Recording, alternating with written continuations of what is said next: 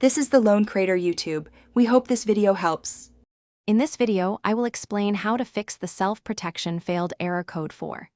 This frustrating message often appears when your security software encounters a critical issue, preventing it from protecting your system effectively.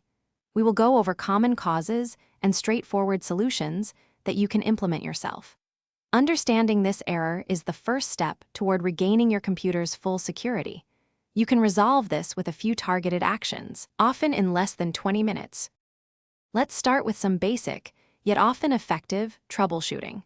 A simple restart of your computer can resolve many temporary software conflicts. After that, always check for any pending updates for both your operating system and your security application. Sometimes, merely pausing your antivirus for about 5 minutes can reveal if it is directly causing the problem. These initial steps are quick and can save you from more complex fixes. Software conflicts are a major culprit for error code 4.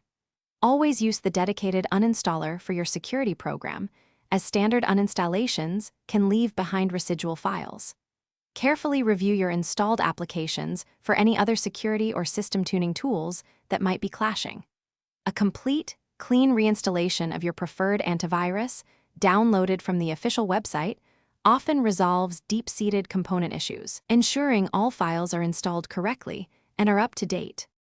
Sometimes, corrupted system files cause this protection failure. Open Command Prompt as an administrator and run sfc/scano to find and repair any damaged Windows files.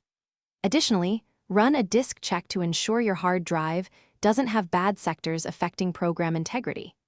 If recent changes caused the error, restoring your system to an earlier point, perhaps from a week ago, can often undo the problem without affecting your personal files. Thanks for watching. Consider subscribing if we helped you.